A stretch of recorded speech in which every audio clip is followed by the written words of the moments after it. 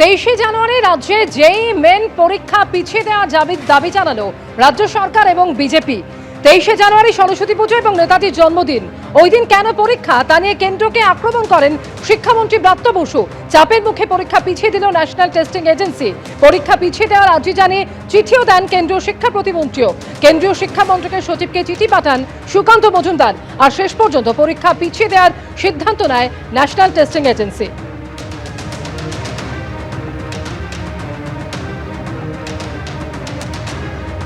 রাজনৈতিকভাবে তো ওরা মুখে বলেন নেতাজিকে সম্মান দেন, অথচ নেতাজির জন্য কি করেছেন এ সকলেই জানেন। কেউ কিচ্ছু করেননি। নেতাজিকে যেটুকু সম্মান জানানো আমাদের রাজ্য সরকার, আমার মুখ্যমন্ত্রী জানিয়েছেন। এখন সেই সম্মানে বহরের একটা শেষ নমুনা হচ্ছে যে নেতাজির জন্মদিনে এরকম জয়েন্ট পরীক্ষার ফেলা।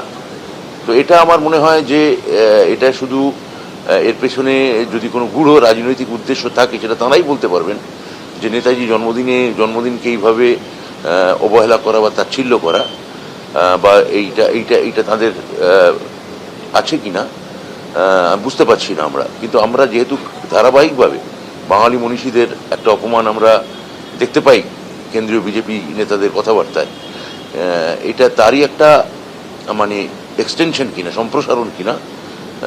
একটা কেন্দ্রীয় সরকার জয়েন্ট পরীক্ষা নেবে, যেখানে রাজ্যের হাজার হাজার ছেলে জয়েন্ট পরীক্ষা দেবে, তারা এরকম একটা দিন একই সঙ্গে, এটা 23শে জানুয়ারি মানে সবাই জানে। আমার তো মনে হয় খালি বাংলা না, গোটা ভারতবর্ষ জানে যে 23শে জানুয়ারি নেতাজি সুভাষচন্দ্র বসুর জন্মদিন। আর এবছর আবার মানে পাঁজি নক্ষত্র তিথি এসব অনুযায়ী সরস্বতী পুজো পড়েছে। তো আমরা কেন্দ্রীয় যে জয়েন্ট বোর্ড আছেন তাদের একটা চিঠি লিখে অনুরোধ করেছি। মাননীয় মুখ্যমন্ত্রী এই ব্যাপারে উদ্বেগ প্রকাশ করেছেন। তা আমরা চিঠি লিখে বলেছি যে যদি আমাদের রাজ্যের ক্ষেত্রে পরীক্ষাটা যদি একটু অন্য ডেটে ওরা পাল্টে দেন, তাহলে আমাদের হাজার হাজার ছেলে মেয়ে সুবিধা হতে পারে। আইপ্যাক কাণ্ডে পুলিশের দায়ের করা এফআইআর গুলির ওপর স্থগিতাদেশ জারি সুপ্রিম কোর্টের। ইডি আধিকারিকদের বিরুদ্ধে দায়ের করা পুলিশের এফআইআর গুলিতে স্থগিতাদেশ জারি করলো সর্বোচ্চ আদালত। কি হলো আজ আদালতে, কি দাবি করেছিল ইডি, জানাবেন আমাদের প্রতিনিধি সৌভিক মজুমদার। জানাও সৌভিক। দেখো, প্রথমত আজকে সুপ্রিম কোর্টের তরফ থেকে যে নির্দেশ দেওয়া হয়েছে, সেই নির্দেশে বলা হয়েছে যে আপাততভাবে ইলেকট্রনিক্স কমপ্লেক্স থানায় এবং তার পাশাপাশি শেক্সপিয়ার সরণি থানায় যে 4টি এফআইআর দায়ের করা হয়েছিল ইডির আধিকারিকদের বিরুদ্ধে, সেই 4টি এফআইআরের ওপর অন্তর্বর্তী স্থগিতাদেশ বহাল থাকবে এবং সেটা আগামী 3রা ফেব্রুয়ারি পর্যন্ত বহাল থাকবে। অর্থাৎ এই 4টি এফআইআরের ভিত্তিতে এরাজ্যের পুলিশ তারা ইডি এবং ইডির আধিকারিকদের বিরুদ্ধে কোনো ধরনের কোনো পদক্ষেপ করতে পারবেন না। এই মামলার ক্ষেত্রে কোনো রকমের তদন্ত বা ইনভেস্টিগেশন তারা করতে পারবেন না, সেই স্থগিতাদেশ আজকে সুপ্রিম কোর্টের তরফ থেকে দেওয়া হয়েছে। এবং তার পাশাপাশি 8ই জানুয়ারি যখন দুটি জায়গায়, অর্থাৎ একটি প্রতীক জৈনের বাড়ি এবং অন্যটি আইপ্যাক সংস্থার যে অফিস রয়েছে গোদরেজ ওয়াটার সাইডে, সেই অফিসে যখন তল্লাশি হয়, সেই তল্লাশির সময়কার যে সিসিটিভি ফুটেজ বা অন্যান্য যা ডিজিটাল এভিডেন্স রয়েছে, যা তথ্য প্রমাণ রয়েছে, সেই সমস্তটা কিন্তু সংরক্ষণ করতে হবে।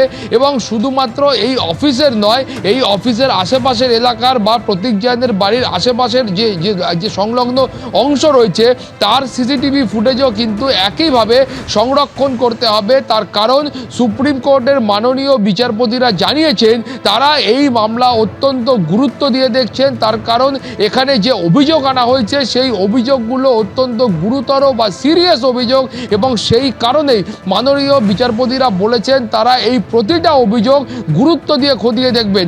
এবং সেখানে মাননীয় বিচারপতিরা বলছেন যে এখানে প্রত্যেকটি কেন্দ্রীয় সংস্থা বা যেখানে যে সংস্থা রয়েছে তাদের স্বাধীনভাবে তদন্ত করবার অধিকার রয়েছে।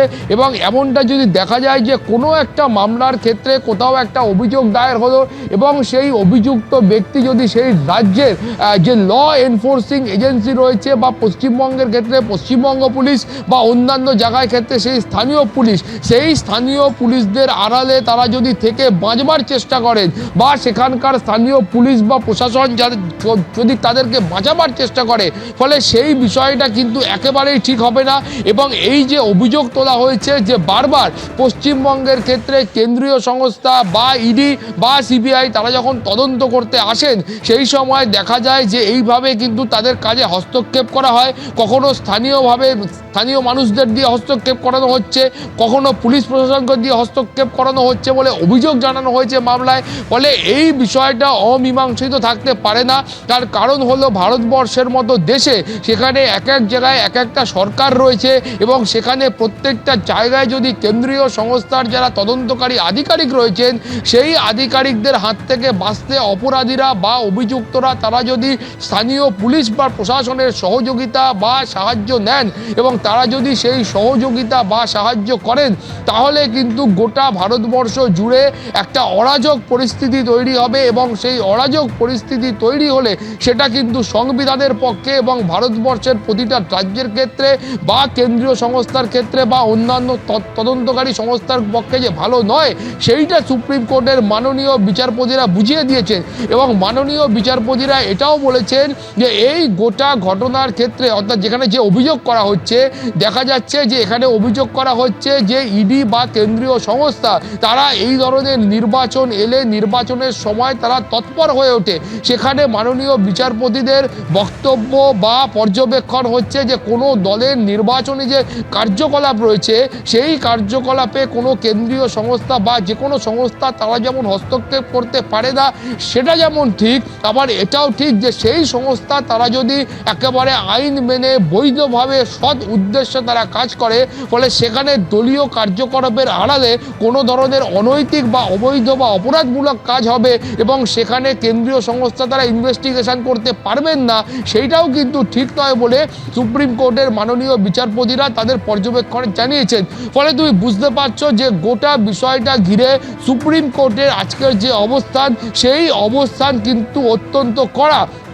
এবং তোমার মনে থাকবে যে ইডির তরফে যেটা বলা হয়েছিল যে তারা চাইছেন যে এই মামলার শুনানি আপাততভাবে সুপ্রিম কোর্টে হোক, সেই আবেদন প্রাথমিক পর্যায়ে মান্যতা দেওয়া হয়েছে বলে আইনজীবীরা মনে করছেন। তার কারণ ইডির যে মামলা সেটা আপাততভাবে সুপ্রিম কোর্টে রয়েছে এবং 3রা ফেব্রুয়ারি তার পরবর্তী শুনানি হবে।